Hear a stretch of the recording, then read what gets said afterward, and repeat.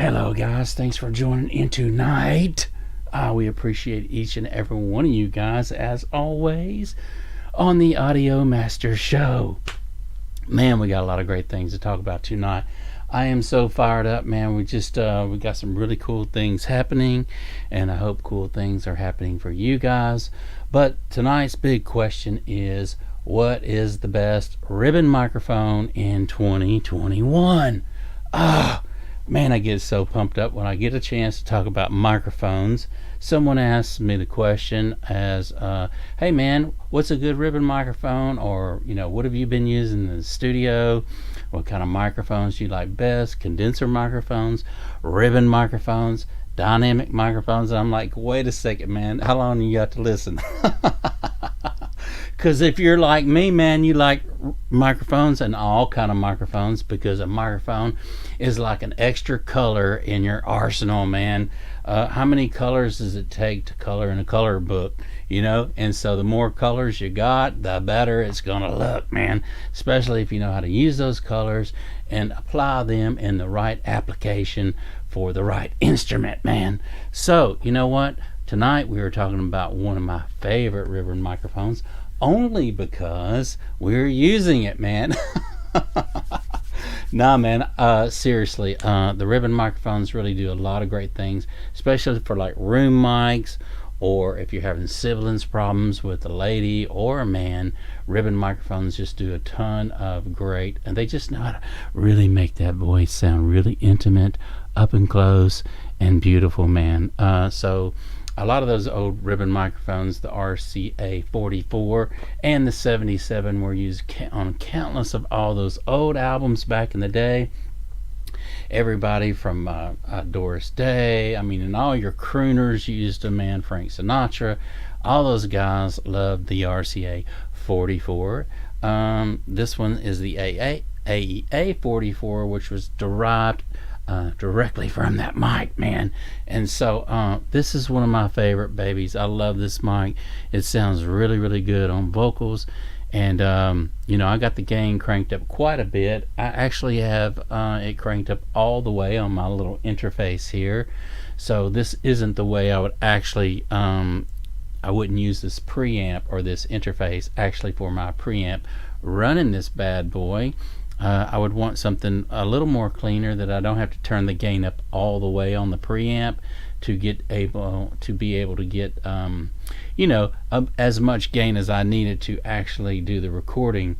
So I don't know how much gain is actually on this interface, just simply because it doesn't have it doesn't tell you on there. It's just pretty much just a dial.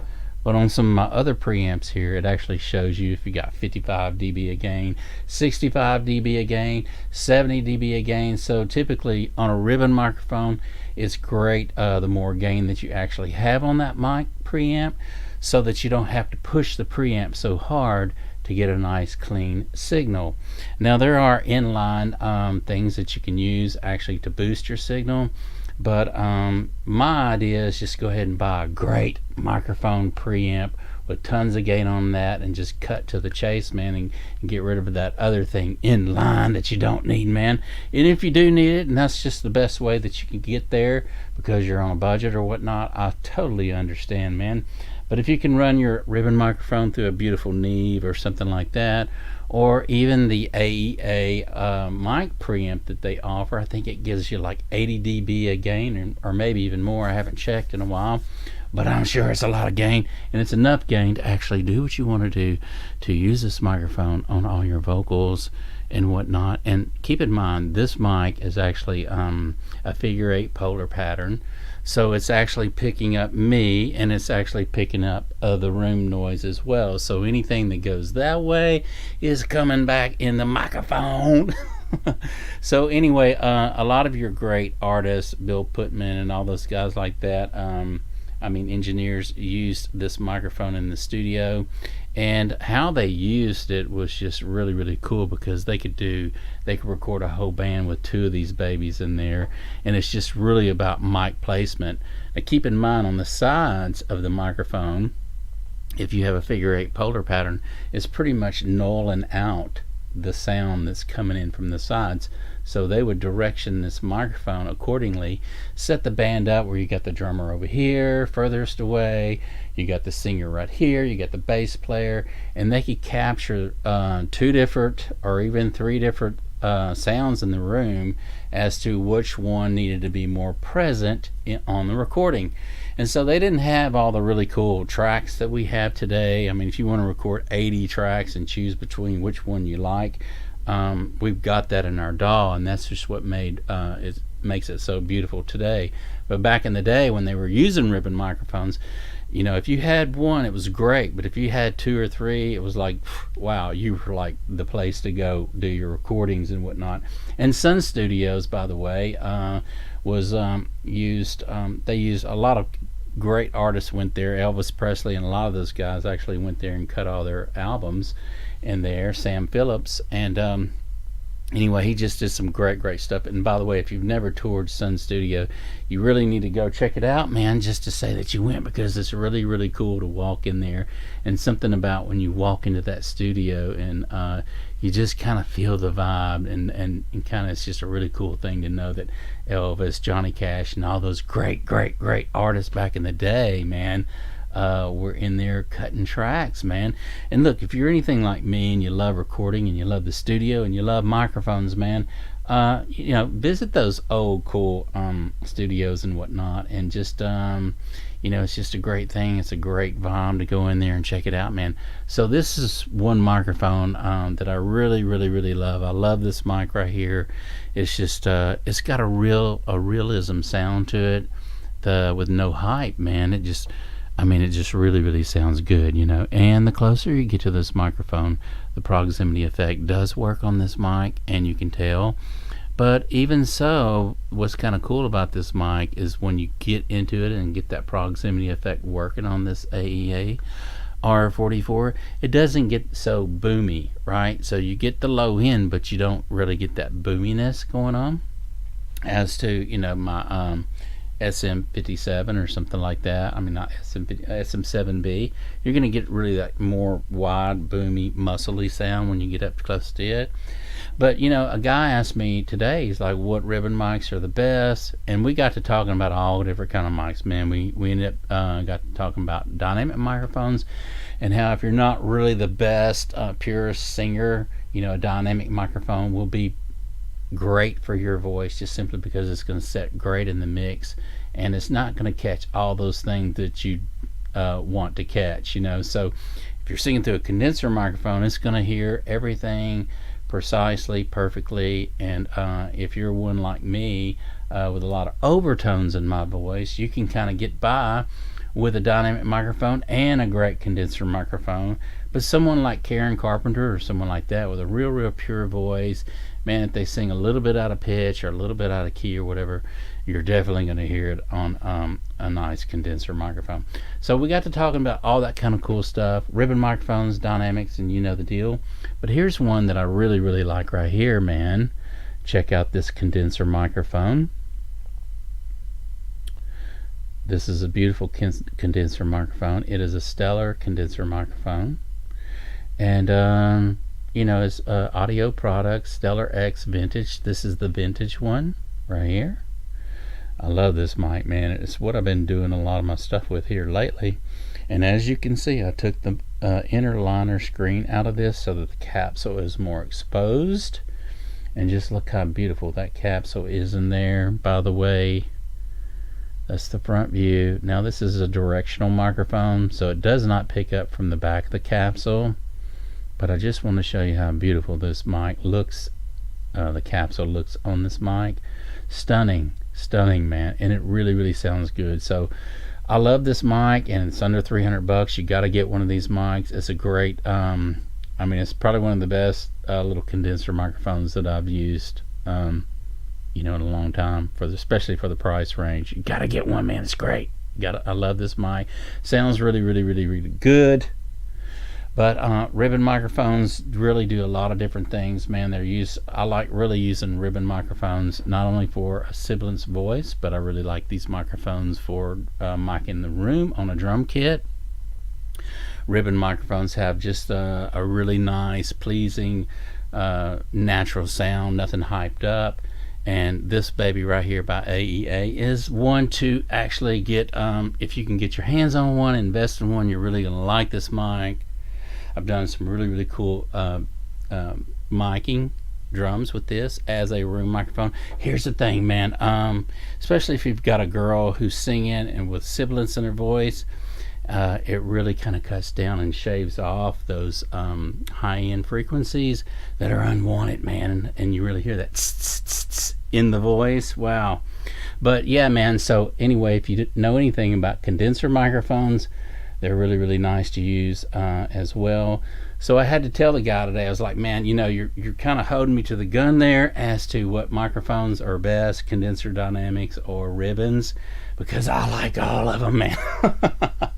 There's not a mic that I do not like. Now, what you're hearing me tonight on is the R44 by AEA, and it is a little costly, but look at it, man. It is a jewel.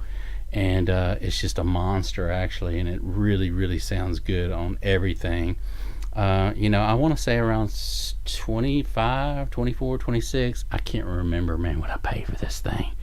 But you're actually hearing it tonight, and but I really love this mic, man. So if you have some vocalists that are coming in the studio and you want to get some really cool sounds, man, and oh man, females just sound wonderful on this mic, by the way. And I just really, really like it, man. I wanted to break it out tonight.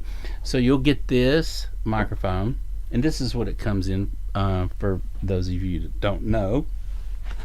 It comes in this cool little pouch like this. It's actually like a hard, I want to say like a, I don't know, a hard case, soft case, whatever. But it's really, really nice. It's got the serial number right there that you want to log in a private spot, because in case something happens to it, man, you got it on the case and you got it on the microphone. And but I mean, it's pretty durable, man. Look at it. It's really, really hard. This hard I don't know, styrofoam or whatever. And so it's got two zippers on the top that zips it up, the little badge on the front. AEA ribbon mics, man. Ribbon mics are just wonderful. There's Beyerdynamics. There's just a lot of different ribbon mics by different manufacturers that you can actually get. But this one here is stunning, and I really like it, man. It's really, really cool. You know what? Yeah, I've got it right. Even if I had it from the other side or the back side, it would still be working correctly. But look at this, man. You can change the pitch of it, right? So going it like that. I mean, you hear everything, right? Listen to that. I mean, you really hear everything on this. And you do have to be careful using ribbon microphones, and you do not want to run phantom power to ribbon microphones, by the way. Some ribbon microphones, if you run phantom power to it, you will have a bonfire, man. It will smoke the ribbon inside the mic, and you do not want to do that.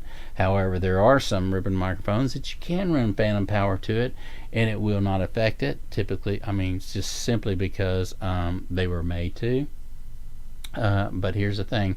Never run phantom power to a ribbon microphone. It's not needed, and I mean, I always just make sure 10 or 15 minutes. If I'm using the same preamp on my ribbon as I had on my condenser microphone, I'll turn the preamp off before and let it stay off for a good 15 minutes, man, before I actually plug the ribbon microphone into it, just simply because there could be some excess drainage of voltage that goes through that mic, through that preamp, and through the cable and everything else. So you don't want to plug your ribbon up unless you wait, a little bit of time for that drainage to leak out, and there's no voltage in there, man. That's gonna fry your ribbon mic. Here's the thing. These AEAs are really, really cool because they use the same ribbon material, old stock, as the old RCA44. And I gotta tell you, man, this baby is a jewel. I wanted to break it out tonight, let you guys hear it. I'm contemplating if it's going to be on my next tune or not. And I have a really, really cool tune coming out, Rescue Us. You don't want to miss that tune. It's going to be a beautiful song. And so anyway, we're going to start the tracking on that song September the 8th. And I mean October the 8th. So anyway, that's when the tracking starts on Rescue Us, and I am, like I say, contemplating if I'm going to use this beautiful ribbon right here, or if I'm going to use the Stellar mic, this condenser mic on my voice. So I am going to do a couple cuts and couple trial and errors using the ribbon, and then I'm going to use a couple cuts using this condenser right here. I may even do a couple of cuts with my SM7B dynamic microphone, and a couple of cuts with my AK Telefunken. I'm sorry, my Telefunken AK47.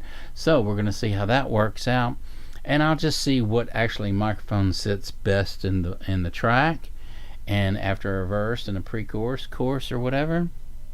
And once I make that determination as to what seems to pop in the track, then I'll go ahead and sing the whole track using one microphone that I really like. Or hey, look, I may even do this. I may sing the verse material on a ribbon microphone, and then come back and sing the chorus material on a different mic, just to add a little flavor and kind of get it going on, right?